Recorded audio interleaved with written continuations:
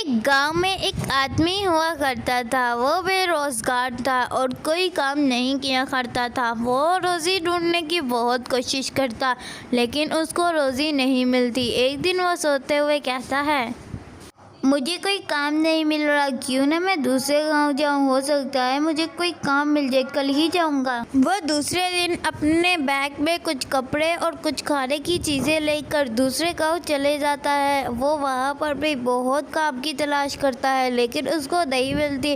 ایک دن وہ پیڑ کے نیچے بیٹھ کر رو رہا ہوتا ہے، تبھی وہاں پر ایک بوڑھی عورت آتی ہے۔ ارے بیٹا، میری مدد کرو گے؟ میرے پاس کچھ کھانے پینے کے لیے نہیں ہے، تم کچھ مجھے کھانے کے لیے دے دو گے؟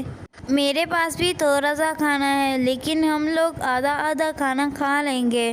یہ بات سن کر وہ بوڑھی عورت ایک پری میں تبدیل ہو جاتی ہے اور وہ کہتی ہے، تم بہت زیادہ رحم دل ہو، اسی لیے میں تمہیں یہ جادوئی سونے کا برتن دینا چاہتی ہوں۔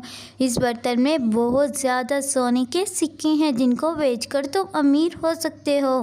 یہ سن کر وہ بہت زیادہ خوش ہوتا ہے اور اس سونے کے برتن کو اپنے ساتھ لے کر اپنے گاؤں چلے جاتا ہے۔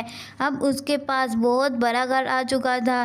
اب سارے گاؤں والے حیران تھے کہ اس کے پاس اتنے پیسے کہاں سے آئے، حالانکہ وہ کوئی کام نہیں کرتا تھا۔ اس کے پڑوسی نے ایک دن اس کے گھر میں جا کر دیکھا۔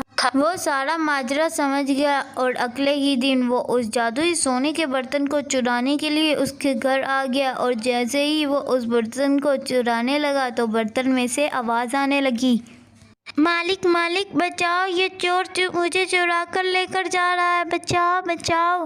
یہ سن کر وہ وہاں سے بھاگ جاتا ہے اور اس کا مالک بھی اس کو اب چھپا کے رکھنے لگتا ہے اور وہ ہنسی خوشی زندگی گزارنے لگتے ہیں۔